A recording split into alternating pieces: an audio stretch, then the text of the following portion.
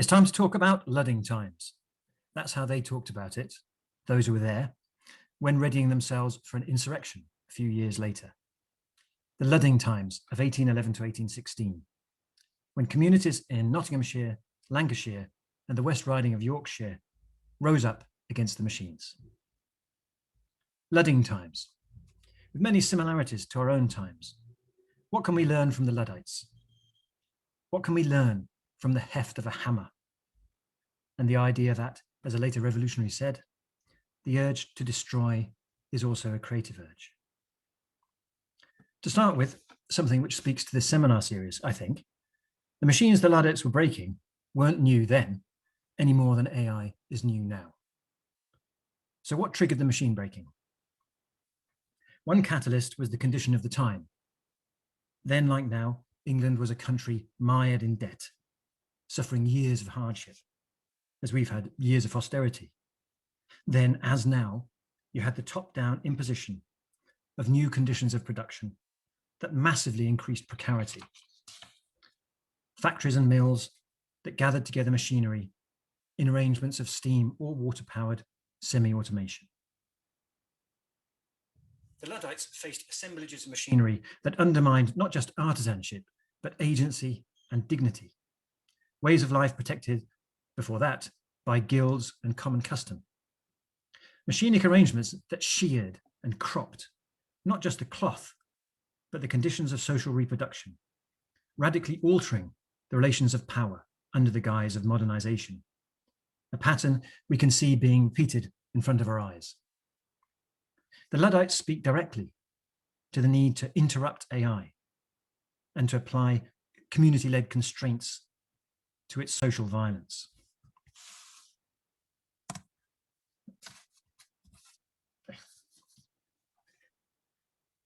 The Luddites had looked to the law to protect them, but had been let down.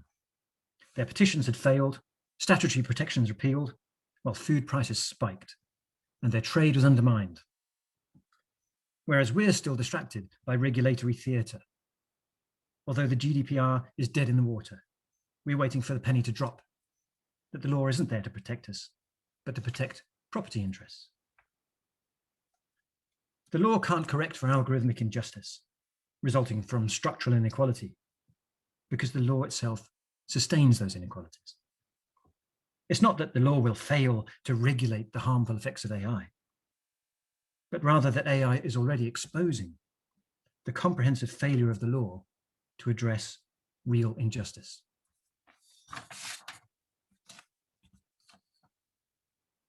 The Luddites' reward for challenging the subservience of law to economic interests was the imposition of states of exception.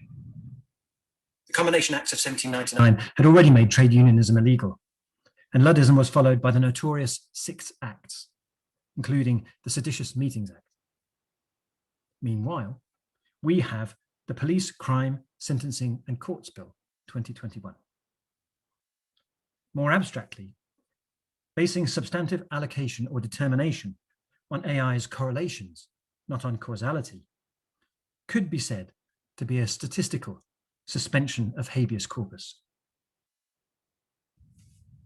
What the Luddites were resisting was not simply automation, but their own reduction and automatization. From a general meeting of plain silk framework knitters held at the Fox and Owl Inn, Derby, December 9th, 1811.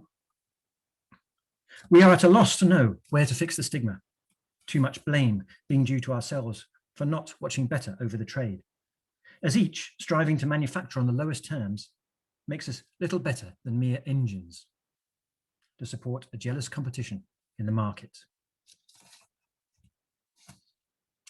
In Luddite times, there was still a moral economy that restrained capital accumulation.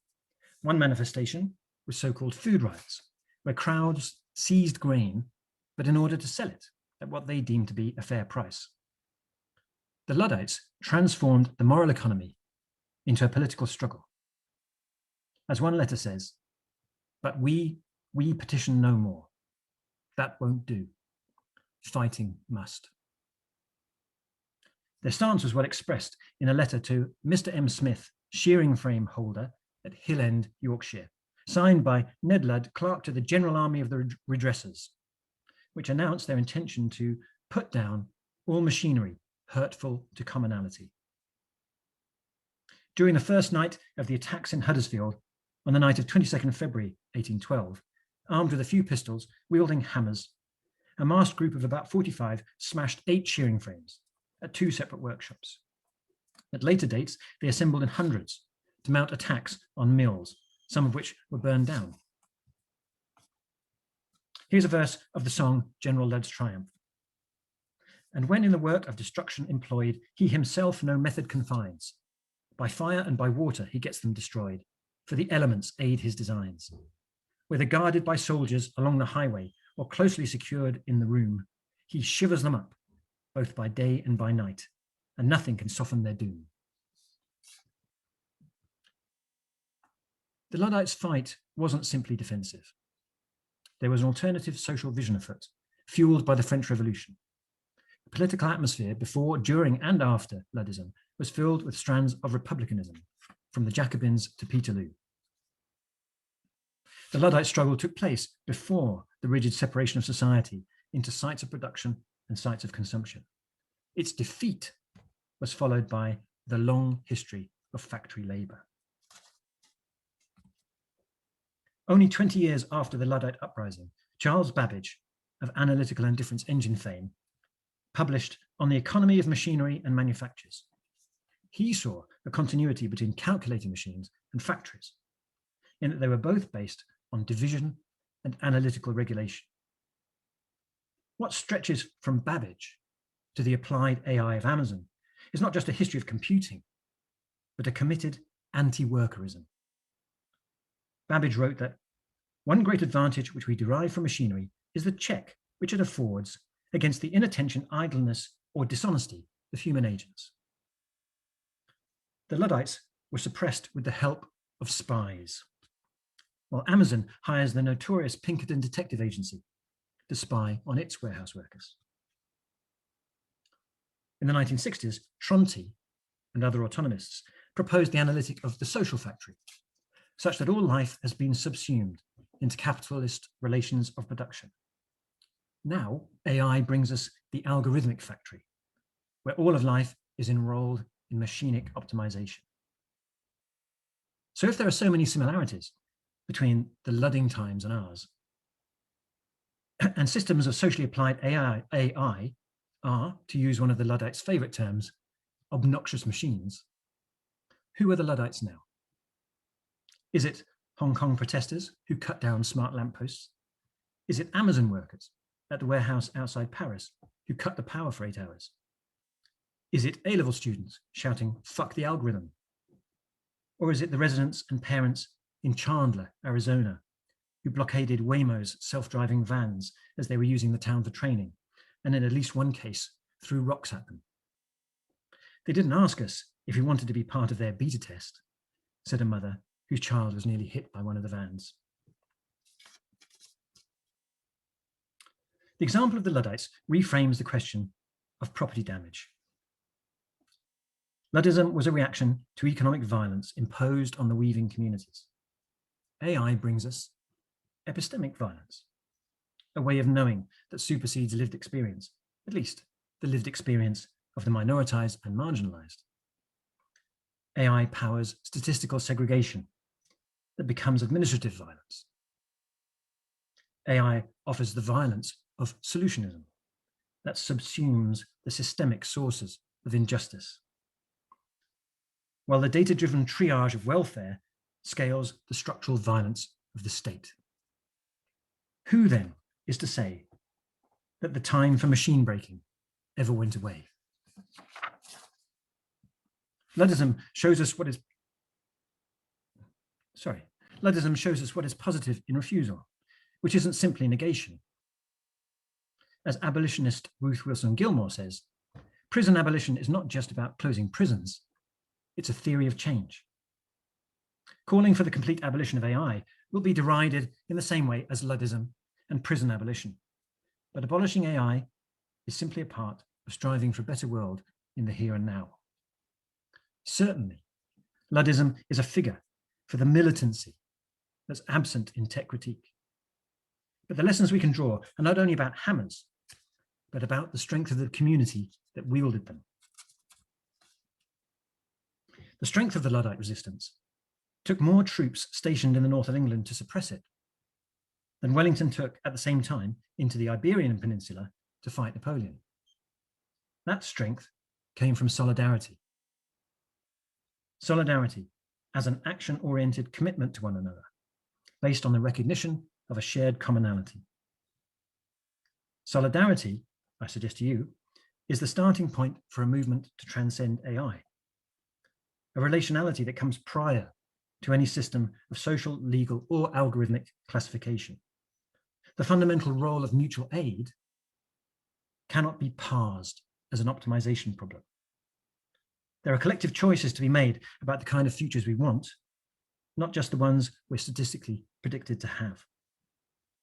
Choosing solidarity is to stand against social hierarchy and its algorithmic naturalization. The Luddites weren't just self-organized, they were a constituent power, asserting their own right to define the governance of their trade and in the end of their communities. Organization between areas was based on delegates from local committees. In Huddersfield, the post-Luddite insurrectionists of 1820 had plans to set up self-government. Machine breaking was the wildcat action of its time, and the West Riding was the Rojava of its day. Tech worker protests since Trump, especially those in the giant AI corporations where workers can see their creations being used for immiseration and worse, are an opening for constituent self-organization, the Workers' Council, a form that connects us back to the Luddites, through the Chartism of the 1840s all the way to the Argentinian crisis of 2001. The Council is a decision-making assembly federating from the bottom up, whose task is to forge, through struggle, a new hammer. As the Luddites would say, Enoch made them, and Enoch shall break them. The struggle is everywhere across the algorithmic factory. Autonomous interventions come through people's councils, those who are affected by AI, who come together as a body to decide what to do. People's councils are horizontal assemblies that prefigure an end to exclusion and exception. As with the Luddites, people's councils are a nomadic tactic. It's for participants to decide where best to intervene in the iterative sedimentation of power. AI's exclusions are always, at the same time, enclosures, while commoning is the action of taking aspects of the world back into the collectively governed commons.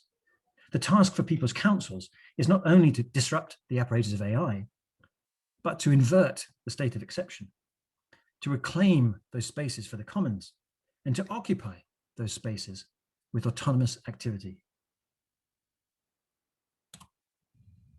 The Luddites struck while machine looms and mills were still being established. Algorithmic force is already undermining due process and social solidarity, but all is not yet lost. The very generalizability of AI drives the kind of intersectionality that catalyzes the contestation of the totality of social relations, the roots, perhaps, of a militant alternative to the necropolitics of neural networks. Efficiency through segmentation, segregation, and optimization is the language of supremacy. AI bears this mark from its mathematical pre-origins in the pursuit of eugenics. The role of the modern Luddite is to no platform the platform economy. As it says in a threatening letter sent to the Reverend W. Blako after a sermon where he denounced the Luddites, signed by Julius, Lieutenant of the Luddites, I will overturn, overturn, overturn.